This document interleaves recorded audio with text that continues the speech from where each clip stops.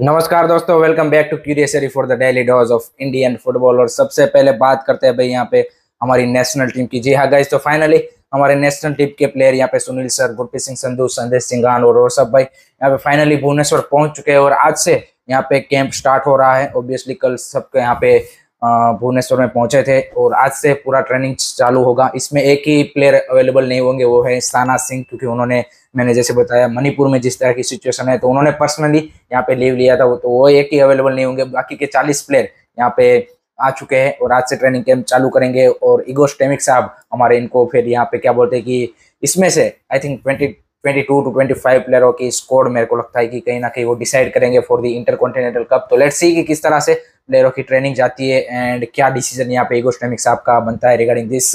Moving on to the second news is regarding guys Indian grass root level. जी हाँ guys, तो finally यहाँ पे एफएफ ने जो कुछ टाइम पहले अनाउंसमेंट किया था कि भाई ग्रास रूट डेवलपमेंट के लिए हम ब्लू कप्स करके एक प्रोग्राम ला रहे हैं, तो उसका यहाँ पे कल ऑफिशियली क्या बोलते हैं लोगो अनवील्ड किया गया है एंड काफी क्यूट सा लोगो बनाया है। एंड जिस तरह से हमारी नेशनल टीम का जो नाम है ब्लू टाइगर, उसी तरह से यहाँ पे जो ग्रास रूट है उनको यहाँ पे ब्लू कप्स का नाम दिया गया है। और जिस तरह से मतलब एज 4 to 12 के बीच में बच्चों को जिस तरह से स्काउट करना, जिस तरह से गेम के प्रति गेम के साथ जोड़ना, ये इस पूरे प्रोग्राम का एक मेन मिशन रहेगा। और आगे आने वाले टाइम में आई थिंक धीरे धीरे इसकी डिटेल भी आती रहेगी कि हाँ भाई किस तरह से किस प्रोग्राम इनिशिएटिव के थ्रू ये सारे जो स्कूल से, एकेडमी से या फिर क्लब से, या उन सबको यहाँ पे इस पूरे प्रोग्राम के अंदर लाया जाएगा। और इम्प्लीमेंट किस तरह से होगा इसका भी हमें आइडिया आगे आने वाले टाइम में मिलेगा। तो लेट्स सी कि कितना सक्सेसफुल है प्रोग्राम होता है और क्या जो एफएफ का जो क्या बोलते हैं टारगेट है कि इतने लाख बच्चों को इसमें जोड़ना है, वो अचीव कर पाते हैं कि नहीं कर पाते।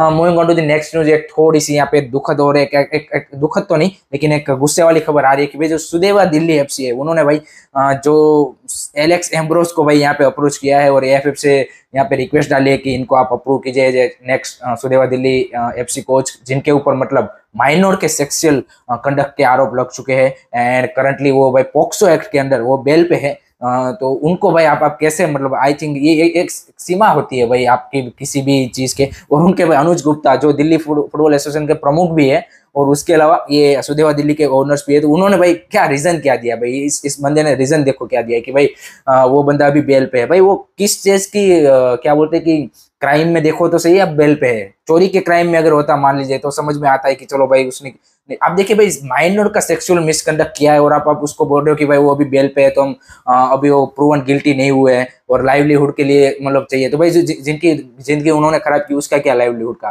तो this is a pathetic from Sudeva Delhi FC owner and I think Anuj Gupta and all of from that. I think this is not accepted and I think AFF भी इसको आई डोंट थिंक सो कि अप्रूव भी करेगी। तो ये नहीं भी करना चाहिए भाई ऐसे बंदों को। आई डोंट थिंक सो कि you are going to approve. तो भाई ये काफी ज्यादा मेरे को लगता है कि सेम वाले मतलब एक निराशाजनक और एक गलत एग्जांपल सेट करती है इस तरह की अगर आप अप्रोच दिखाते हो। तो this is from Sudeva Delhi is absolutely pathetic मेरे हिसाब से। आपका क्या ओपिनियन है मेरे को जरूर बताना इस चीज में।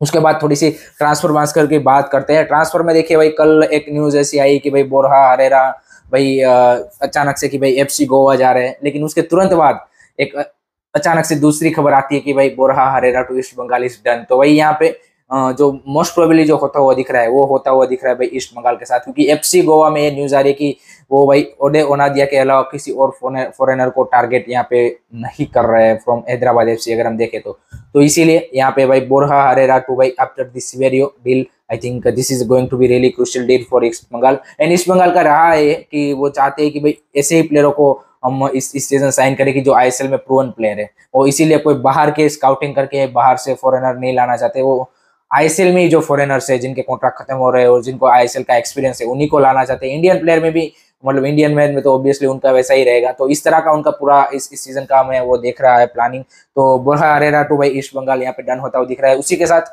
यहाँ पे ईशान पंडिता का भी भाई मोहन बगान के साथ ऑलमोस्ट डन होता हुआ दिख रहा है। लेकिन I think for Ishan Pandit career option I think that would be not the great choice to be honest, because he मतलब चांस नहीं मिलेगा उसको दैट्स फॉर श्योर। अगर जेसन क्यूमिंग्स की डील यहाँ पे हो जाती है, मतलब आप लिख के ले लीजिए कि ही मतलब जो जमशेदपुर में जितना मिला उतना भी नहीं मिलेगा।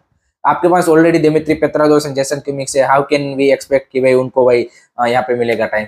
तो ये वाला सीन है। तो आई थिंक ईशान पंडिता के लिए थोड़ा सा मेरे हिसाब से अगर जेसन क्यूमिंग्स नहीं आते हैं then is a good option, then I don't think so कि देयर इज एनी इश्यू, क्योंकि फिर आपको गेम टाइम मिलेगा, क्योंकि अभी अब 3-4 कंपटीशन में क्या बोलते हैं मोहन बगान नेक्स्ट सीजन खेलेगी, दुरान cup, hero super cup, ISL और उसके अलावा AFC कप। तो यहाँ पे 4 टूर्नामेंट में जब खेलते हो तो आपके पास स्क्वाड डेप्थ ही है, वो समझ में आता है, तो वो वहाँ पे सही है। लेकिन अगर जेसन क्यूमिंग्स आगे तो 2 स्ट्राइकर आपके पास ऑलरेडी है और आप तीसरा डालोगे तो उसका चांसेस काफी ज्यादा कम रहते हैं कि उसको चांस मिले एग्जैक्टली।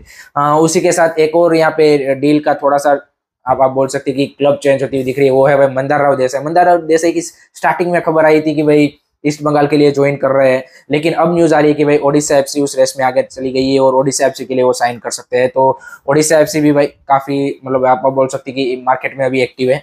और उसी के साथ लेनी रोड्रिगस, एक्सपीरियंस इंडियन, उसको भी यहाँ पे जो FC गोवा में थे उनको भी यहाँ पे ओडिशा FC साइन कर रहे। तो 2 एक्सपीरियंस मंदार राव देसाई एंड लेनी रोड्रिगस इंडियन मिड क्या बोलते हैं प्लेयरों को यहाँ पे साइन करने की ओडिशा FC की ओर से नेगोशिएशन स्टार्ट हो चुकी है। तो ओडिशा FC भी अपनी एक क्या बोलते हैं वेल बैलेंस स्क्वाड बना रही है, फॉरेनर्स भी इंटरेस्टिंग से साइन कर रही है, क्या बोलते हैं इंडियन प्लेयरों में भी एक्सपीरियंस यूथ का मिक्सअप रख रही है। तो आई थिंक भाई सर्जियो लोबेरा मेरे हिसाब से एक अच्छी स्क्वाड यहाँ पे बिल्डअप कर रहा है फॉर ओडिशा FC, अगर आप देखें तो। उसके अलावा गाइज बात करते हैं एक और प्लेयर की, विनीत राय का बीच में खबर आया था कि भाई शायद वो नहीं रुकेंगे मुंबई सिटी में, लेकिन अब यहाँ पे मुंबई सिटी ने उनको कॉन्ट्रैक्ट एक्सटेंशन दे दिया है और मेरे हिसाब से सही डिसीजन। यहाँ पे आपको डेप्थ भी चाहिए क्योंकि आपके पास Bolin Rodrigues I think leave कर रहे हैं, तो इस तरह के अगर आप मिडफील्ड में प्लेयर जा रहे हैं तो आपको चाहिए वो स्क्वाड डेप्थ, एंड उसमें I think Vineet Rai perfectly fit होते हैं, अपने प्राइम पे आ रहे हैं धीरे धीरे, 25 ईयर ओल्ड एंड अच्छे मिडफील्डर है मेरे हिसाब से। He has that you can say potential कि जो मतलब एक्सेल कर सकते हैं। तो ये ग्रेट डिसीजन कि भाई आपने उनको यहाँ पे एक्सटेंशन दे दिया है। So that's it guys, this is from All Indian Football News today guys, and I hope कि आपको वीडियो पसंद आया। Keep supporting Indian football, don't forget to like, subscribe, Curiosity। जय हिंद, जय भारत।